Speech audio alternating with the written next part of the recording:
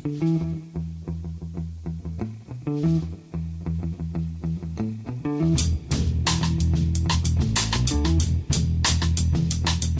and welcome to The Price of Football, the show that looks at the money behind the beautiful game with me, Kevin Day, and Liverpool University's Kieran Maguire. It's another of our special separate interview pods, Kieran, and I know you enjoyed doing this one before I do the big intro. Yeah, Marc was absolutely fantastic. One of the most passionate people about football I've ever met. As I'm sure many of our listeners, Kieran, played, as we did, for Sunday League teams. And if you're anything like me, you moaned like a toddler when you were asked to carry the crossbar, wash the kit, or mark the 6'7" striker at corners. Some people, however, were happy to do all those things and with remarkable success eventually. Kieran spoke to Marc White, who's the founder, chairman, manager and owner of Dorking Wanderers, about their remarkable rise to the National League.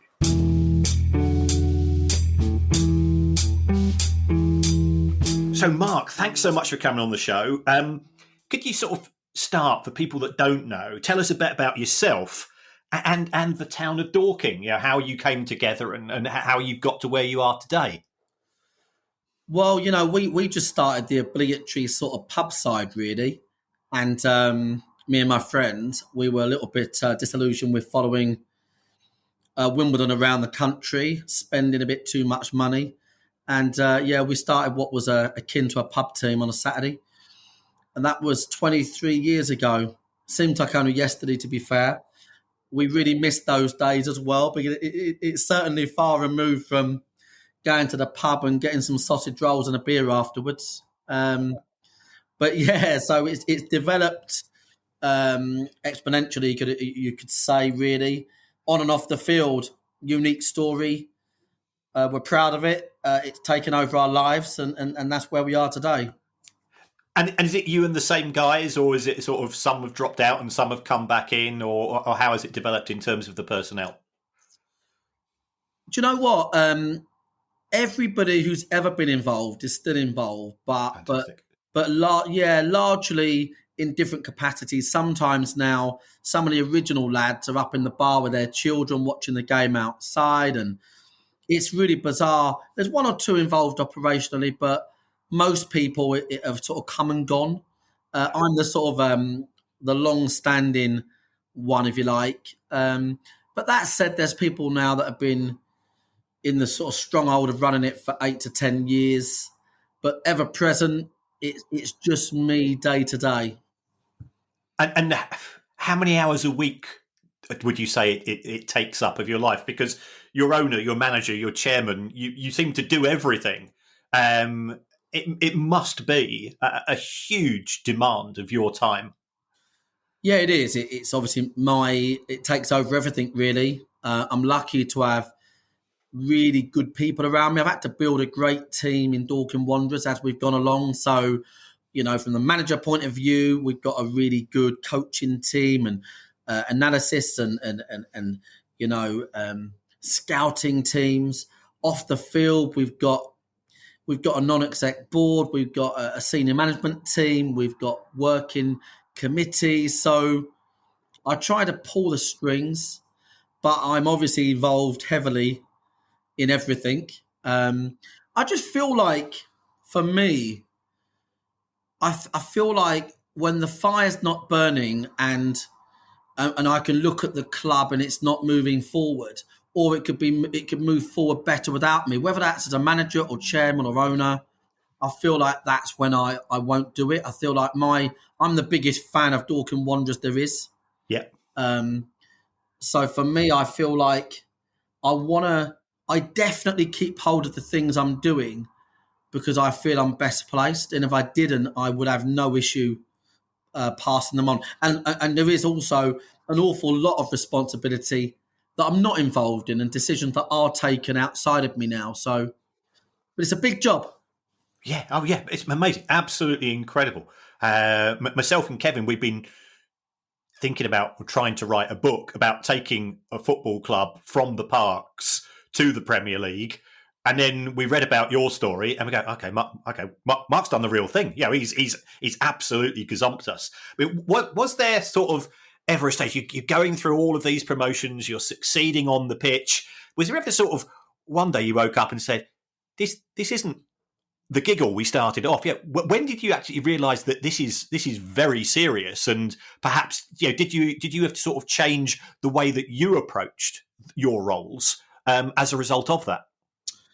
Yeah, I think kind of like, I mean, it's hard. It's great talking to someone who appreciates what it would have taken to do what we've done, because it's so far fetched, and to try and explain it to a neutral, they might think you're making it up. But we've obviously gone from having zero commitments outside of getting a kit sponsored by the pub to having to put a rope around a pitch, to having to put concrete paths around the pitch, to having to have the ability to have a pitch where we're allowed to do that, to putting a stand, floodlights, changing rooms, T-bars.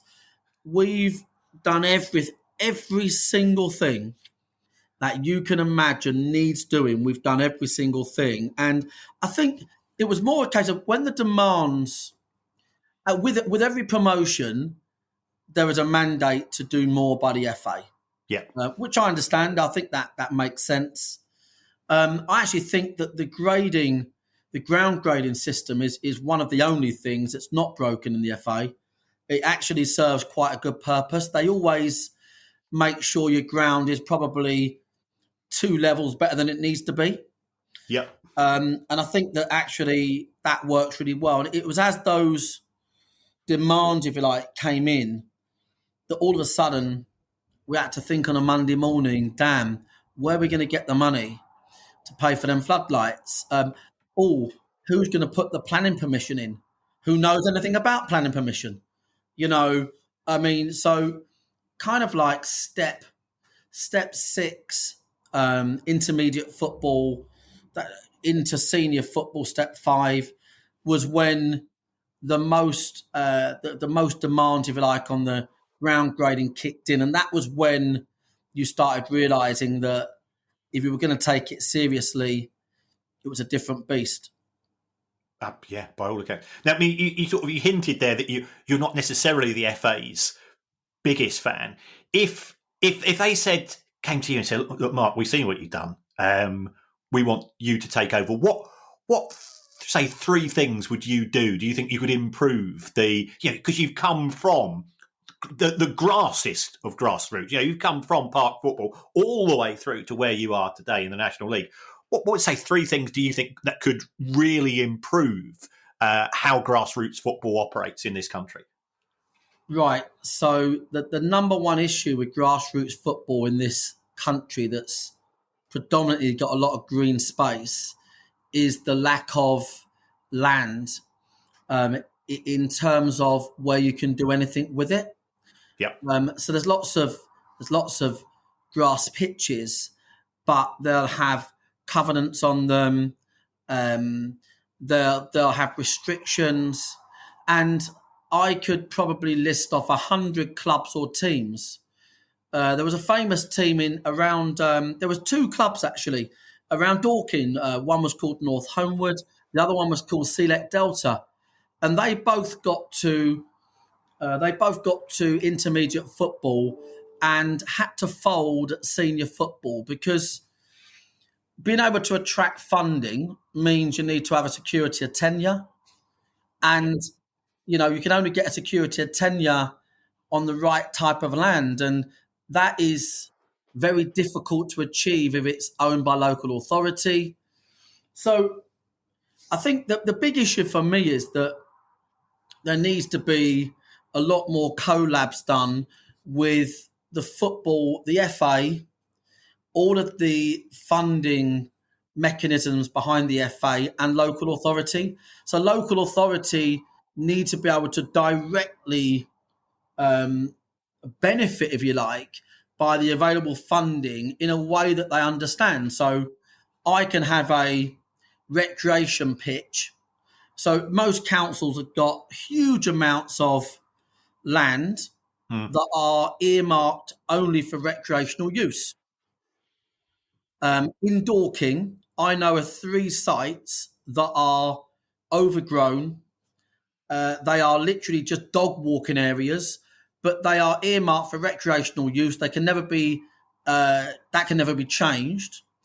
And I'd like to see the local authorities able to develop community facilities in a way that benefits clubs on their land. At the moment, there's a disconnect there. That's the problem. Yep. And I've just recently, I'm involved in the shortage of pitches in Mole Valley, which is the local authority where I live. There are a minimum of 3 pitches short. With the ladies' game taking off as it is, you could argue that the marketplace has doubled. The demand has doubled. Yep. And it's a big issue. So, first of all, the access to true funding through local authority collabs is key in football. That's the first thing. Mm-hmm. And that's the largest thing by far. And I'll be honest with you, I don't think there's a shortage of volunteers. Yep. I don't think there's a shortage of passionate people. And if you ask this question to anybody, they would say it's the access to money and the access to land. That's the problem. Right. Yeah. Cool. Brilliant. I know I'm fucking waffling, mate. No. She's great. Carry on. I mean, I'm sorry, mate. I'm quite passionate about this subject, so apologies. I'm sure you'll cut it down. No. It's absolutely sound. In terms of Dorking, and you're now getting crowds of is it 2,700? Is that your record this season against, was it Wrexham? Yeah, that's right. Yeah. I mean, what do you sometimes have to pinch yourself and think, when you started, when you effectively did you sort of effectively take over from Dorking FC? But how on earth did you grow your fan base to get to this position where you must wake up in the morning and go, I can't believe that. That you look at this journey; it's absolutely incredible. So what you've done, and also what advice would you give to there'll be lots of people listening to this show saying, well, actually, why can't we try to do the same as what Marc's done? So what would you say is been your success and sort of the skills that you picked up and you've used to grow that fan base? Well, obviously, to your point, we had 0 fans. And now, when I drive through the high street, it never fails to choke me up when I see the dad holding the kid's hand with the Wanderers shirts on, walking to the game, right? It is a phenomenal feeling. But actually, it's quite ironic because I was that little boy in Dorking, right? And I've tried to model it on what everything football stood for as we know it. So there'll be a huge generation out there, no doubt listeners of yours, that will resonate with the fact that their first football game was with their granddad or their dad, their mum maybe, and it was at their local football club, and that's what made them fall in love with the game. Mm-hmm. And one of the other things I remember as a kid was, and I still remember now, that Andy Bushnell was the best striker, I thought, on earth. He played realistically, his nickname was Bushy, and he's still about, apparently. Now, realistically, Bushy was probably the equivalent of a step 5 striker. But when I was 6 years old, right, I thought Bushy was an absolute hero. And so creating role models and heroes and having that continuity in the football team is what we've always done. We've got players in our team that have been there at any given point 5 to 6 years. So we're not people say to me, you're going to get new players in because you've been promoted. And my thing is, well, no, we'll only ever do that sparingly because actually the journey is on the field, the continuity helps you for obvious reasons. Yep. But off the field, massively, the sponsors, the fans, they love the fact that James McShane is in his 7th season and he joined us in step 5 and he's now the 3rd top scorer in the National League as a central midfielder. right? That's They love amazing. that. They get that, right? And the kids love it too. So we've just tried to make the football club the hub of the community. Yeah. And obviously, this is why we look at the famous examples and, Southend being one. You know, the, the club, the football in the local area is all that matters. It's not, it's not Dorking Wanderers, if you like, or Southend. It's the football activity at Southend. It's football in Dorking, and I feel like that's what has to be preserved at all times. If that makes sense. Yeah, absolutely.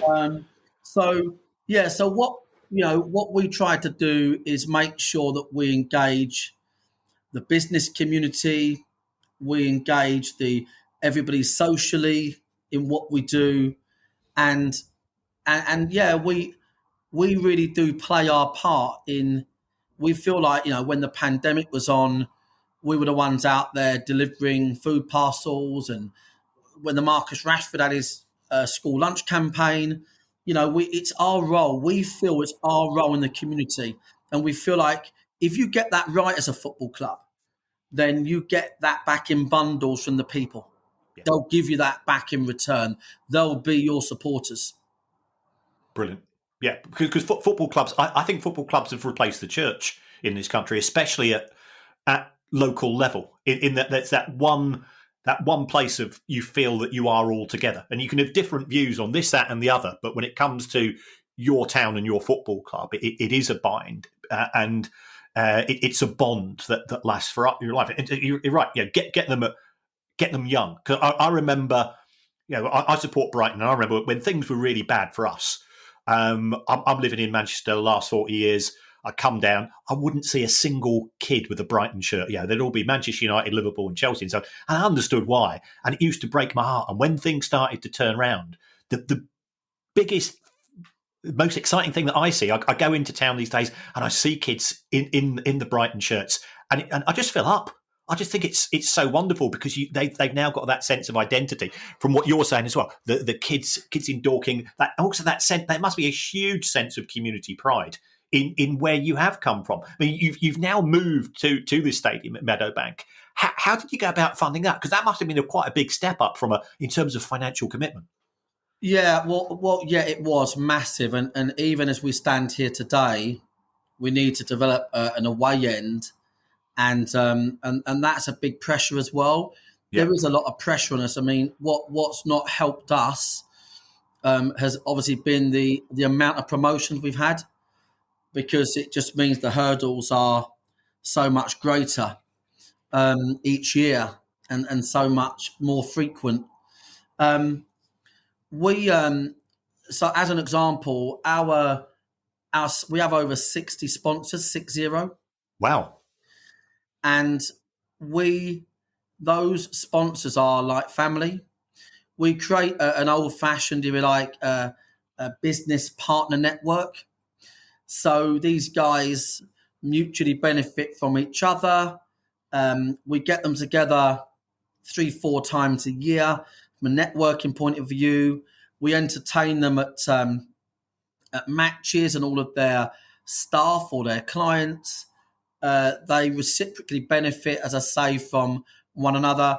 And, these are people that, their support for us and their investment in us grows. And similar to the fan base, we just engage them and we try to make sure they mutually benefit. And we've lent on them in the last 3-4 years, especially in the pandemic. And we wouldn't be where we are without those supporters. Brilliant. Yeah. That's so good. And I think it's testament to what you've done in that you said you built up goodwill, and you do that in the community and you do that in the business community. And it's a win-win. I mean, you've spoken about all of the success and success, it comes with a price, because you have to be effectively, presumably, looking 2 or 3 steps ahead. Just out of interest, have you got a copy of the EFL handbook, Mark? Have you seen? Because they kindly send me one, and there's a lot of pages, and I think if you took a look at that, it might cause you a few sleepless nights in terms of the next step up and the commitments there. Yeah, completely. I think it's. I mean, the Sussex County League handbook worried me when we was in the Park League. I think our view is we can only ever do what we can do. We work tirelessly, and we hope that we really do hope that we can find a way. We don't have a massive benefactor. The directors put money into the business, but it's not significant now proportionately to income. Probably, I'd say probably about 10-15%. So that's diminishing. But to your point, you need a lot more than just income. You need land, you need space, you need you need X thousand of this, X thousand of that. I think one of the things is that I think what the EFL has to do, and I do believe that they're probably becoming more open-minded. The EFL need to sort of allow their clubs to get closer to the modern world, if that makes sense. And when we talk about the artificial pitches and how that can really help them clubs sustain themselves. So I do think there's a lot of sort of, what do I want to call it, work to be done maybe by the EFL. If I look at League Two is closer to the National League, if that makes sense. Yep. Than the Championship is to the Premier League. It's like, it's. I think it's quite a broad arena, the EFL. I think they need to take a view on their different leagues within their sort of remit.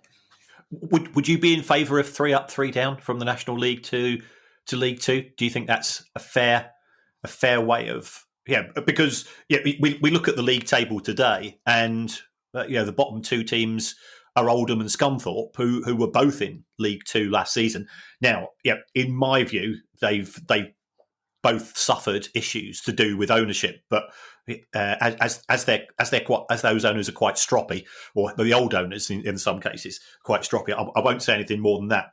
But if you've got ownership, which is a problem, but you've got that step up, the clubs that are going up, Harrogate and Barrow, who haven't been in the EFL before, and Sutton United, they all seem to manage to hold their own. So, making it easier for clubs to move up and down, are you in favour of that, or do you still think that sort of romance of getting promoted to the EFL needs to be made scarce to keep it romantic? Do you know what? I'm a massive advocate for promotion and relegation. I think the FA, one thing I'm the first critic of the FA, but they should be applauded because isn't the playoff system fantastic? Yeah. Right. I was speaking to some American guys that want to invest in Dorking Wanderers, and they said what we love most about English football is the pyramid. They said we don't have that in America. They said you don't know how lucky you are to have it. And I just feel like what promotion relegation gives is, to your point, is that fluid ability from both perspectives. And I just feel like there's no question that that the National League has become bottlenecked with strong clubs. Yeah. And arguably, League Two, if you were to split them into the old-fashioned regional north and south, you wouldn't see any consistency with who's at the top or bottom at all. There's nothing in it. Fair enough. Do you, in your own mind, have a ceiling in terms of Dorking Wanderers? Because I don't think there's a lot of difference between League Two and League One myself. But do you think going, presumably you'd have to go full time at some time, or are you now thinking of going full time that you're in the National League? Do you think that the EFL is realistic? Yeah, I think so. I think anything's realistic, really. I just think we don't, we won't ever sell out, if that makes sense. Yep.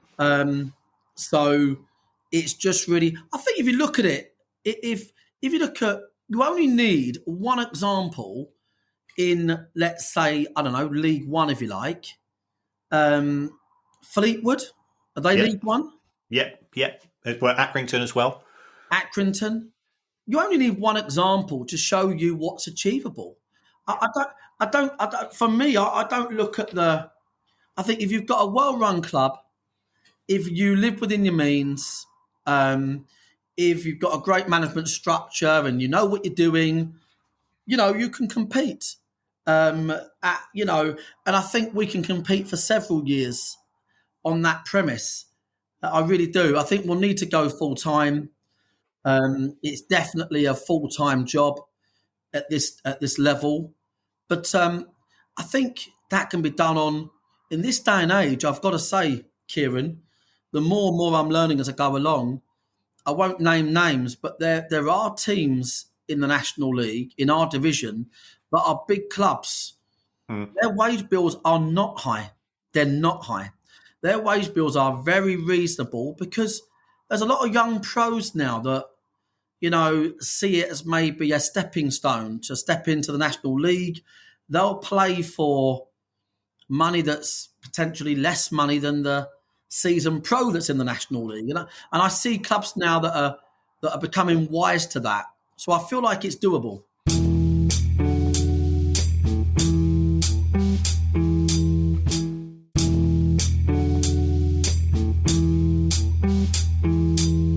You're the owner, you're the chairman, you're the manager. What happens when the manager comes to you and says, I need more money for a new centre forward? Then I go to our commercial lady who's full-time, and I go to my business partner and I say, can I please get a new centre forward? Literally, that's what I do. Right. But luckily, you know what, though? It's a great question because if you think about it, there's a real benefit, isn't there? Because I've got one eye on the numbers all the time, I can easily say to myself, well, you know what? If we're trying to consolidate this season, Mark, maybe you don't want to bother with that one. Whereas a lot of other managers are always trying to bleed the club dry, and I don't blame them, to make sure they're successful as they can be. Whereas I don't have that pressure, nor's the club. Brilliant. And just one final one. You've made this incredible success. Is there any one promotion that you value above all of the others, looking back at your achievements to date with Dorking? Oh, that's not the best question ever.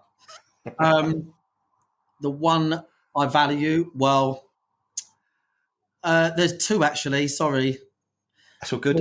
And for footballing reasons, really, just because we finished joint. I call it joint champions. One season in the Ishbian League Division 1. We finished on 115 points and didn't win the league. Jesus Christ! Right? Us and Tooting and Mitcham both had 115 points. We played each other on the last day of the season in a bizarre scenario where we had to catch up something like 6 goals or 7 goals difference, and you had to work out that goals counted double in a goal difference situation. If we scored 1, it meant it was as good as 2, and it was crazy. Anyway, we come runners up, right? And I remember being in the changing room, and we finished something like 28 points clear of third, right? Brilliant. Yep. We're in the playoffs on the Tuesday night, and I remember thinking, this is not easy picking this lot up because I'm not feeling great either. Anyway. We was out on our legs for the season, and we were so disjointed.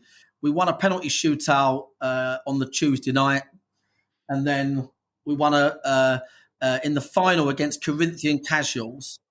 We would have gotten beaten 5-0. It would have been fair. We were terrible. Our goalkeeper who had been with us 6 years, and he epitomised the club. Never got paid a penny, then ended up getting 20 quid, 50 quid, 100 quid. And he saved 3 out of 5 penalties in the penalty shootout. And that was fitting because it was like he was the hero.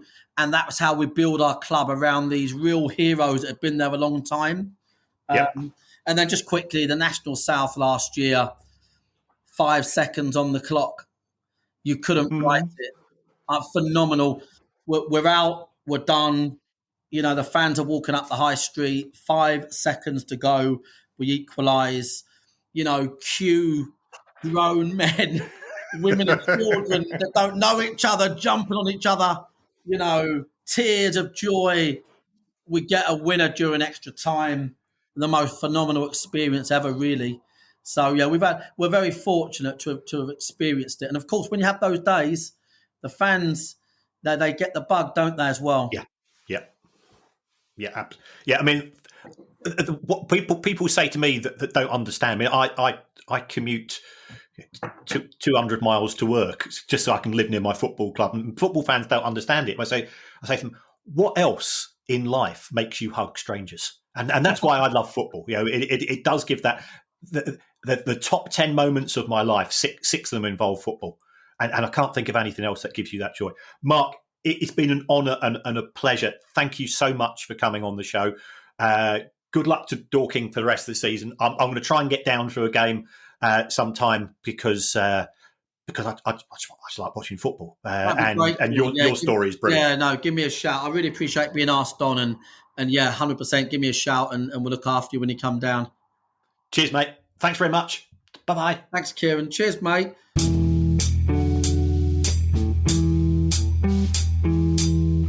Football needs more people like him in it, Kieran, doesn't it? Yeah.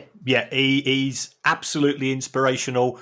The enthusiasm he has, by his own admission, he works crazy hours, but he was talking about the pride he gets in going in town on a match day and seeing little kids with Dorking shirts on,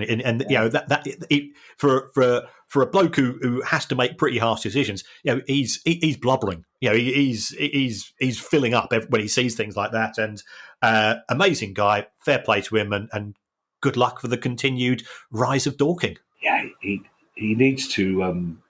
He needs to start sharing the jobs around a little bit, though. I mean, I've only got one job on this pod, and I quite often bugger that up. So he needs to learn a bit of delegation. It's a great story, Kieran, as well, and I can't stress enough to people who aren't from the area that Dorking, it's not a football town. Surrey's not necessarily a football county. Crystal Palace notwithstanding, it's a lovely little place. But for him to establish a team, and it looks like they will be established in the National League, in a town like is brilliant. It's fantastic. I love reading about him and I love listening to him. So well done for that great interview. Just a reminder to everybody that our next live show, which I think you know by now, is due to take place at Plymouth Argyle's home park next Tuesday, the 13th of December, will now take place on the 21st of March next year. We hope you can join us on that new date if you have a ticket. If you don't, you will be able to get a full refund. Also, the first ever Price of Football replica shirt is now available to pre-order, available in adult, kids and pod presenter sizes, and all the profits we make will be going to a good cause. You can go to priceoffootball.com or our social media pages to find out. I can't not giggle every time I say it, our online store. Thank you to everyone who's donated to the pod via our Patreon page. If you'd like to make a small monthly contribution to the pod as well, go to patreon.com/priceoffootball. And if you have a question you'd like answered on our regular questions pod show, email us at questions@priceoffootball.com. Thank you very much. Bye-bye. Bye. The Price of Football.